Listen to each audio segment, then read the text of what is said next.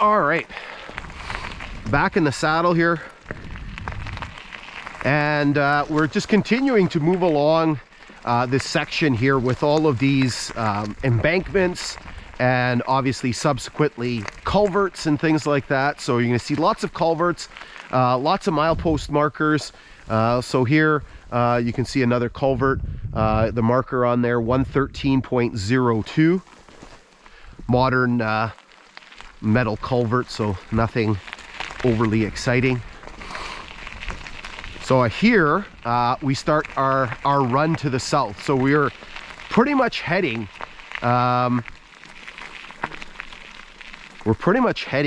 due south.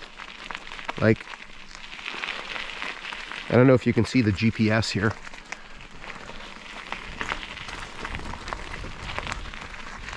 Maybe I'll stop and do this because it's hard to keep the bike oriented.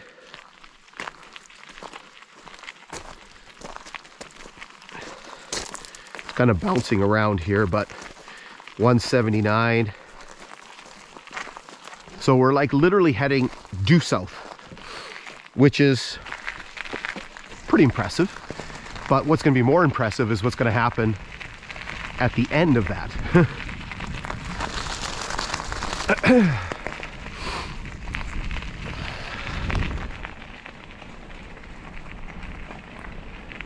So again, just these very, very high embankments, again, just trying to mitigate grades and things like that. Here you can see another culvert, 113 point, what the heck does that one say?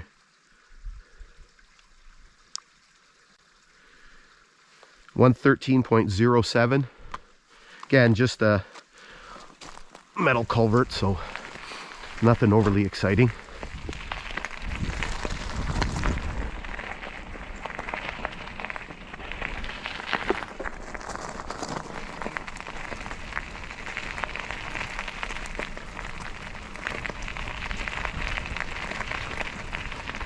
Just impressive, the amount of fill that was needed to create the grade here. You know, you're sort of looking around and you're seeing a grade that's considerably above the area around it.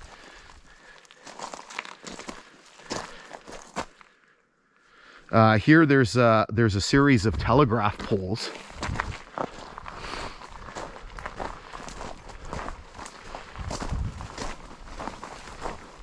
Trying to see if I drove by one. So there's one down here. Again, I went and took a look at them, and there's not much on them. So there's a pole down here. Actually, this one's neat because there's a pole, and it looks like there's an older pole right beside it, because you can actually see some of the poles were numbered, and you can actually see this old kind of, you know, mossed over, stumpy looking thing that has this number attached to it.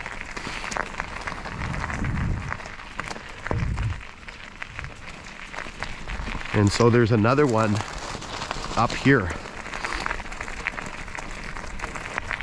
Again, you can just see our height above there, so we're good, and it's steeper on the other side. It's a little harder to see with the vegetation on that side, but we're a good 20-25 feet up. So here you can see this this other pole, this other telegraph pole. I don't know, well, you can see it on the camera. There's a number 6 poking through. Oh, this is the one with the 2 poles. So this is number 6, and then there's a pole down there that has a number 7 down there. There's it looks like a thing, and it has a number 7 attached to it. So right in there. Okay, so let's hold up here for a second, and then continue our thunder run to the south here. Okay, we're back in the saddle. Again, just plugging our way through these very high embankments. Again, I don't know how well you can see on the camera here in terms of our height above the floor. It varies from 30 feet to 10 feet, but we're up pretty high.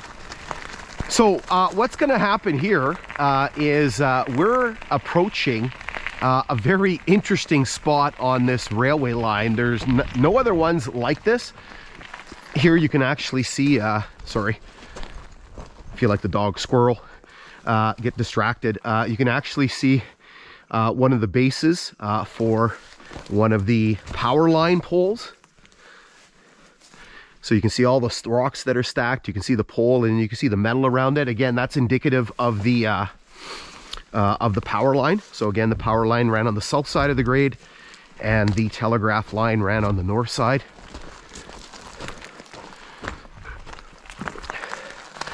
So as I was saying, we're coming up to a very interesting spot on this whole railway line. There's not another one like it on the line, and I don't think I've ever seen one on any other railway line in this area quite like this. I call this spot the angle, and the reason why I call it the angle is literally, so we've already shown you that we're running pretty much due south. The compass on the GPS gets bouncing around, okay, but it's essentially going from like 177 to 183, so we're kind of in that pretty much due south range. We're gonna make an abrupt right-hand turn here. So here you can see just a little bit of rock work. It's one of the few examples of rock work in this area. Again, we're kind of going through a bit of a floodplain here, an old ancient floodplain that was part of Lake Nipigon. So you can see some here on the south side. It's going to be a little bit more up here at the curve. So I'm going to show you a section of the topographic map similar to one that we saw on previous segment, and you're going to see this right-hand turn.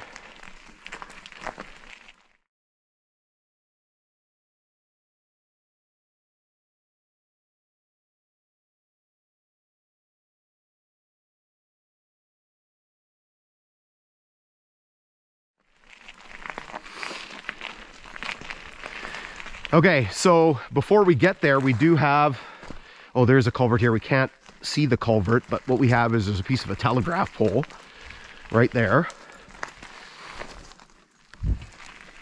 And so we're about to enter the angle here. So literally we're going from due south, and by the time we emerge from this curve, we are going to be running due west. And like I said, I don't know of any other examples of this on any other rail line. This is the only one on this rail line, and I don't know any of these really sharp bends like this on any other rail line. And again, just sort of indicative of the challenges of construction, right? How do we plot a line through an area, mitigating grades at the same time, you know, trying to get the best route and trying to deal with curvature. So here you can see some rock work. What's really neat about this is the type of rock. I teach geography, but it looks like a type of granite. Just you can see all the mineralization in here. It's got a kind of a very pinky tinge to it. I could be wrong. I did take a geology class, and identifying rocks was not my cup of tea. I remember taking that geology class and sitting at my kitchen table with a magnifying glass trying to identify rocks and going, oh, this is not my jam. Piece of a telegraph pole here. You can actually see there's a Dominion 42 insulator hanging around there. So you can see we're just continuing around this curve. And again, you can just see the elevation of the grade here. Just keeping my eyes open if I see anything of interest. We're coming up to yet another culvert. I think there's a mileage on this one. There's the culvert down there.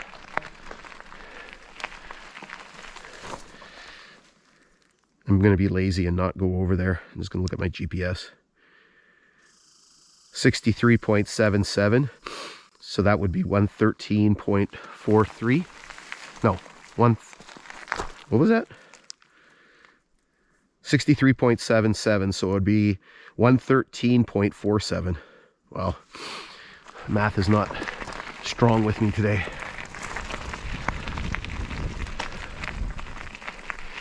So, and shockingly, we have our junction box for the fiber optic cable. And so you can see the mileage. So that culvert was 113.47. There's 113.49.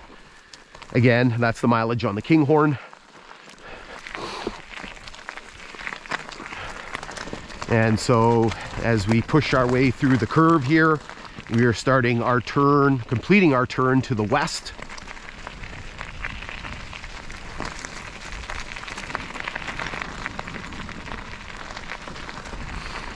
You see there's a little bit of an access road here, or a little trail off the side of the grade.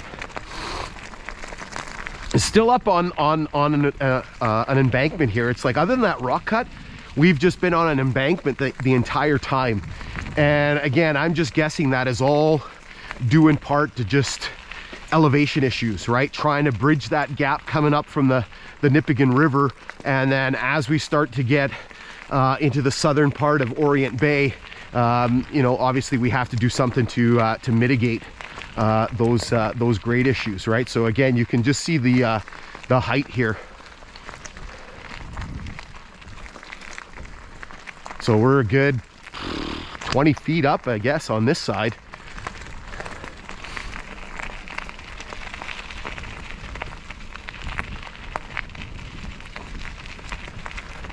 And so we're coming out of the turn here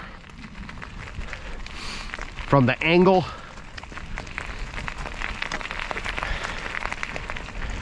And we get into another straight stretch here. You can see the grade just cruising to the west. And if I look at my GPS, it's telling me pretty much 270 degrees. So running west, passing a culvert here somewhere. There's the culvert back there. And this culvert is 63.90. So that's 113.60. And up here, we've got a very interesting thing that's associated with that pretty sharp bend. And you see a few of these here and there on the railway grade. And so it's right here. And so what we have is we have the location of a wheel flange greaser. So you can see part of the mechanism here, and you can see the grease box for the flange, for the greaser down there. So what we're going to do is we'll drop down and have a look. All right, so let's have a look at this this flange greaser location. So first thing you can see is the metal post here that they normally use for the culverts. This is basically to indicate the location of the mechanism itself. You can see some parts of the mechanism. Oop, we lost one of the bolts out of it as I push it over here. So you can basically see on this piece here. Oh, okay, I have to pull it back up, otherwise you can't see it. Nope. It doesn't want to cooperate. So you can basically see that hose that's connected here that basically introduces the lubricant. You can see more of it here. You can see part of the mechanism. I think there was a piece of hose over here somewhere. Yeah, there's more hose. And this is attached to yet another piece as well here. So you can see this piece here.